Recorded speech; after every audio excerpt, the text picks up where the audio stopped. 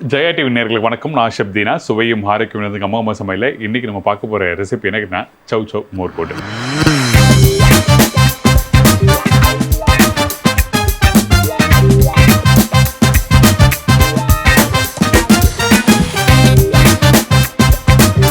இந்த சவ் சவ் மோர் போட்டு பார்த்தீங்கன்னா மொத்தமே 4 பொருள் தான். இதுக்கு தேங்காய், தயிர், கொஞ்சம் தாளிப்பு போட்டு மிக்ஸ் பண்ணி எடுத்தால் இந்த சவ் சவ் கூட்டு ரெடி.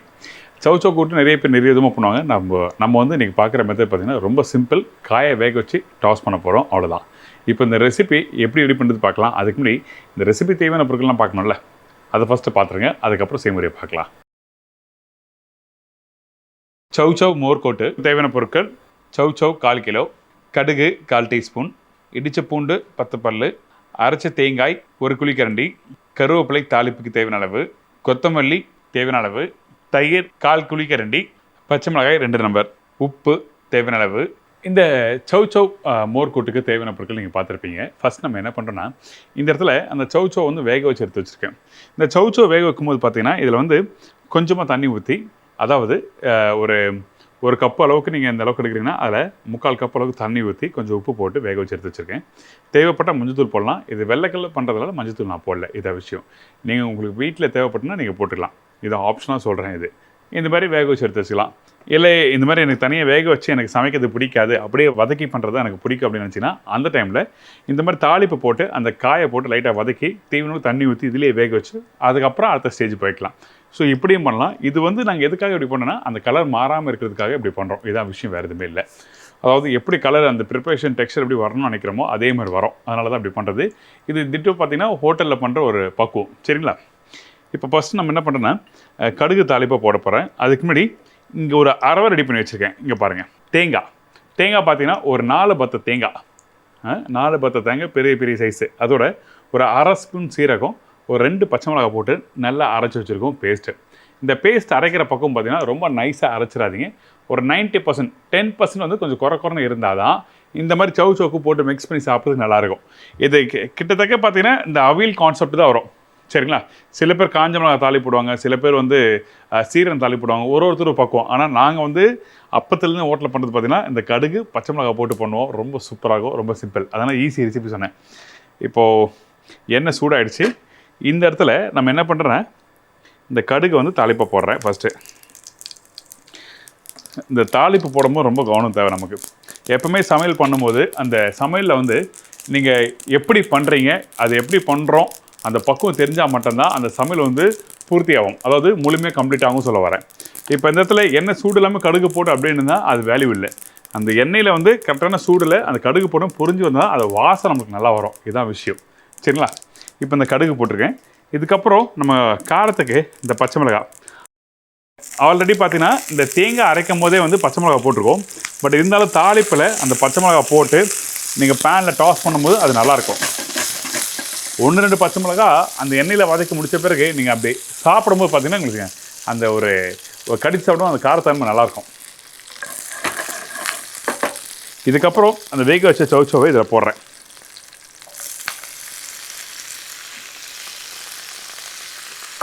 இந்த சவ் சவ் போட்ட பிறகு பேனில் டாஸ் பண்ணுங்கள். சில பேர் என்ன பண்ணுவாங்கன்னா இதில் வந்து தேங்காய் எண்ணெய் யூஸ் பண்ணுவாங்க. நீங்கள் தேங்காய் எண்ணெய் ரெகுலராக யூஸ் பண்ணுற ஆளாக இருந்தால் தேங்காய் எண்ணெய் யூஸ் பண்ணலாம். அப்படி இல்லைனா ரீஃபண்ட் ஆயில் இல்லை கடலை எண்ணெய், இந்த 3த்துல எதுவும் ஆப்ஷன் பண்ணுங்கள். தேங்காய் எண்ணெய் யூஸ் பண்ணும்போது நல்லா வாசம் அதிகமாக கொடுக்கும். திட்டோ வந்து அந்த கேரளா பார்டர் கிட்டே இருக்கவங்க எல்லாமே வந்து தேங்காய் எண்ணெய் யூஸ் பண்ணுவாங்க சில பேர். அப்புறம் மேரேஜுக்கு சில பேர் யூஸ் பண்ணுவாங்க.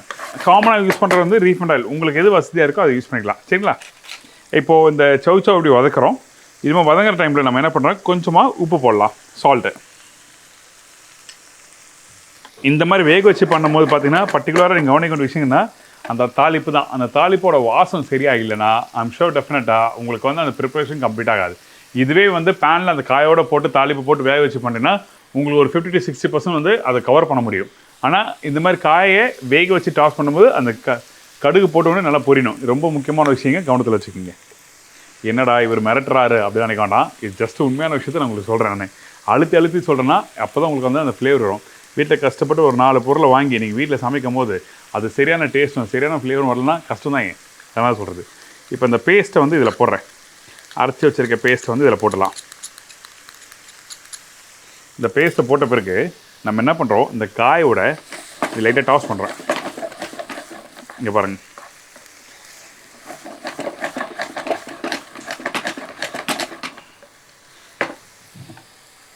கொஞ்சம் எனக்கு ஒரு செமியாக வேணும் அப்படின்னு நினச்சின்னா அந்த டைமில் இந்த தயிரை வந்து நம்ம என்ன பண்ணணும்னா மோர் எப்படி சிலிப்பி வச்சுருப்பீங்க அந்த மாதிரி மோர் மாதிரி சிலிப்பி வச்சுட்டு அதுக்கப்புறம் இதில் ஊற்றலாம்.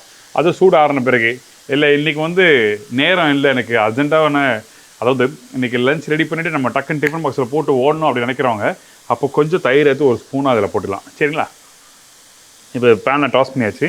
இப்போ இந்த காயும் இங்கே பாருங்கள், இந்த காயும் இந்த தேங்காயும் ஒன்றோட ஒன்று நல்லா சேர்ந்துருக்கு. இப்படி தான் இருக்கணும். இந்த தேங்காயோட பச்சை வாசனை நல்லா போன பிறகு நம்ம என்ன பண்ணுறோம், லாஸ்ட்டாக அந்த தயிர் யூஸ் பண்ணுறோம். தயிர் நீங்கள் எடுத்த உடனே போட்டு நீங்கள் குக் பண்ண ஆரம்பிச்சுன்னா அந்த தயிர் வந்து குக் பண்ண அந்த புளிப்புத்தன்மை அதிகமாகும். அதே டைமில் திரிஞ்சு போகிறதுக்கு வாய்ப்பு நேரம் இருக்கும். அப்படி பண்ணவே கூடாது. இந்த தேங்காவும் இந்த காயும் ஒன்றோட ஒன்று சேரணும். அதுக்கப்புறம் அந்த காய் அந்த தேங்காயோட பச்சை வாசனை போகணும். இதெல்லாம் போனப்போ தான் தயிரை சேர்க்குறோம். இப்போ ரெடி ஆகிடுச்சு. இதை பாருங்கள், இப்படி சேர்ந்துருச்சா? இதுக்கப்புறம் நம்ம என்ன பண்ணுறோன்னா அடுப்பை ஆஃப் பண்ண போகிறேன். அதுக்கு இன்னும் கொஞ்சம் தயிரை போட்டுடலாம். தயிர் யூஸ் பண்ணும்போது ரொம்ப அதிகமான புளிப்புலாம் தான் வேண்டாம். ஃப்ரெஷ் தயிர், அதாவது நேற்று நைட்டு போட்டிருப்பீங்க, இன்றைக்கி காலைல தயிர் ரெடியாக இருக்கும், அந்த தயிர் யூஸ் பண்ணுங்கள். சரிங்களா? இப்போ அடுப்பை ஆஃப் பண்ணிடுறேன். அவ்வளோதான், அடுப்பை ஆஃப் பண்ணிட்டேன். அந்த கூட்டு பக்குவத்துக்கு இதை மிக்ஸ் பண்ணணும். இதை அப்படியே அப்படி தலை எடுத்து அப்படியே சூடாக எடுத்து சர்வ் பண்ணி பாருங்கள். சூப்பராக இருக்கும். நல்லா அரைச்சி விட்ட சாம்பாருக்கு, தக்காளி ரசத்துக்கு, அப்புறம் இந்த பச்சைப்புளி ரசத்துக்கு. இந்த பச்சைப்புளி ரசம்னா நம்ம பொள்ளாச்சி சைடில் பண்ணுவாங்க. அப்படியே புளி தண்ணி கரைச்சி போட்டு பண்ணுவாங்க, வெங்காயம்லாம் போட்டு. அதுக்கெல்லாம் வந்து இது பிரமாதமான ரெசிபி. ட்ரை பண்ணி பாருங்கள். ரொம்ப சிம்பிள். இன்னொன்று முக்கியமானது, ரசம் சாதம். நல்ல மிளகு ரசத்துக்கு நீங்கள் போட்டு சுடு ரைஸ் அதை வேக வச்ச ரைஸ் வந்து நல்லா ஸ்மாஷ் பண்ணிவிட்டு அந்த ரசத்தை போட்டு தொட்டு சாப்பிட்டோன்னா அப்படி இருக்கும், பிரமாதமாக இருக்கும். ட்ரை பண்ணி பாருங்கள். இப்போ ரெடி ஆகிடுச்சு. இதை அப்படியே பிளேட்டில் மாற்றிடலாம்.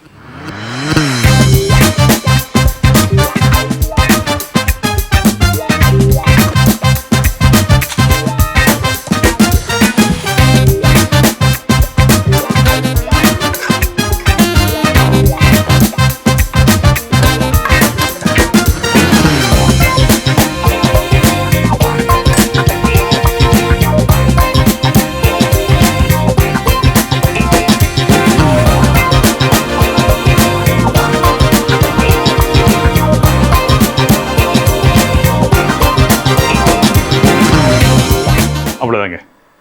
ரொம்ப சிம்பிள், டக்குன்னு பண்ணக்கூடிய ரெசிபி சொல்லி கொடுத்துருக்கேன். நீங்கள் வீட்டில் அதிகபட்சம் இந்த தேவையான பொருட்கள்லாம் ரெடி பண்ணி வச்சுட்டு நீங்கள் அடுப்புக்கிட்ட வந்து நின்னீங்கன்னா அதிகபட்சம் ஒரு 5 நிமிஷத்தில் நீங்கள் கம்ப்ளீட் பண்ணிடலாம். அந்தளவுக்கு ஒரு அருமையான ரெசிபி. ட்ரை பண்ணி பாருங்கள்.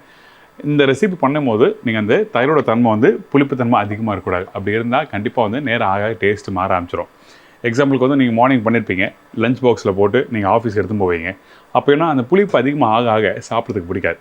ஸோ இது சாப்பிடும்போது பார்த்திங்கன்னா அந்த காயோட பக்கம் நல்லா சாஃப்டாக இருக்கணும், அந்த தேங்காய் தெரியணும், ரெண்டாவது வந்து அந்த காரத்தன்மை தெரியணும், ஒரு மைல்டாக ஒரு புளிப்புத்தன்மை தெரியணும். ஸோ இந்த மாதிரி நீங்கள் பண்ண ப்ரிப்ரேஷனை வந்து இப்படி செக்ரிகேட் பண்ணி இப்படி தான் இருக்கணும்னு சொல்லி நீங்கள் புரிஞ்சுட்டு வீட்டில் பண்ணினா ஐம் ஷூர் டெஃபினட்டாக அந்த ரெசிபி வந்து ஆல்வேஸ் சூப்பராக இருக்கும்.